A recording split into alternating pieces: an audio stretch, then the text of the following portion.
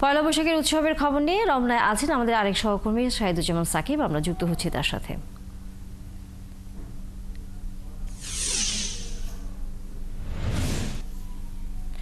সাকিব, আপনাকে নববর্ষের শুভেচ্ছা জানাই এবং আপনি যেখানে আছেন সেখানে বৈশাখী উৎসবের কি কি আয়োজন দেখতে পাচ্ছেন?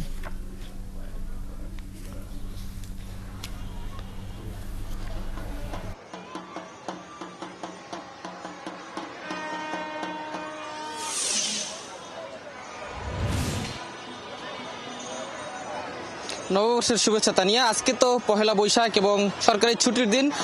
সকালে আনন্দ শোভাযাত্রা ছিল। আনন্দ শোভাযাত্রার পরপরই কিন্তু দর্শনার্থীরা বিভিন্ন জায়গায় আসলে ঘুরতে বেরিয়েছেন। তারই সেরকমই একটি জায়গা রমনা পার্ক। সেখানে কিন্তু বেশ ভিড় আমরা লক্ষ্য করছি। বিভিন্ন বয়সের মানুষ নানা রঙে ঢঙে কিন্তু তারা এখানে ঘুরতে বেরিয়েছেন। শিশুরা যেমন রয়েছেন তেমনি কিন্তু মায়েরা তাদের বাচ্চাদেরকে নিয়ে এখানে এসেছেন। নানা বয়সী শিক্ষার্থীরাও কিন্তু এখানে রয়েছেন। শিশুরা খেলাধুলা করছেন এবং ঘোরাফেরা করছেন।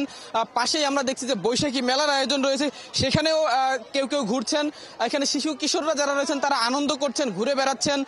বিভিন্ন দোকানের পসরাও এখানে বসেছে এবং নাগরদোলা সহ বিভিন্ন ধরনের খেলাধুলার জায়গা এখানে রয়েছে। বিনোদনের কেন্দ্রবিন্দু রমনা পার্কে কিন্তু সকাল থেকেই আমরা দেখছি যে আনন্দ শোভাযাত্রার পরপরই এখানে উপচে পড়া ভিড় রয়েছে। এখানে বিভিন্ন পোশাকে কিন্তু বাচ্চা কাচ্চারা এসেছেন এবং তারা আনন্দ উদযাপন করছেন। এখানে দেখছি যে শিশু কিশোরদের একটি খেলাধুলার জায়গা রয়েছে, সেখানে কিন্তু শিশুরা বেশ উল্লাস করছেন, আনন্দ করছেন।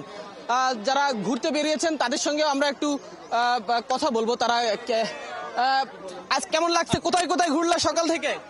অনেক জায়গায় ঘুরেছি। গান শুনছি আমরা, বাউল গান, সেটা কেমন লাগছে? বৈশাখী মেলা সব মিলে কেমন লাগছে তোমার? ভালো লাগছে। এখানে কিন্তু একজন শিশু, তিনিও কিন্তু ঘুরতে এসেছেন তার পরিবারের সঙ্গে। আরেকজনের সঙ্গে কথা বলছে। তুমি কোথায় কোথায় ঘুরলা এখন পর্যন্ত? এখন পর্যন্ত পুরো এই রমনাটাই ঘোরা হয়ে গেছে, আর একটু অংশ বাকি আছে, ওগুলা ঘুরে তারপরে দেখছি পুরোটা। কি কি দেখলা সকাল থেকে? সকাল থেকে আসি নাই, মানে আমরা একটু আগে আসছি, 2 ঘন্টা 3 ঘন্টা হয়েছে।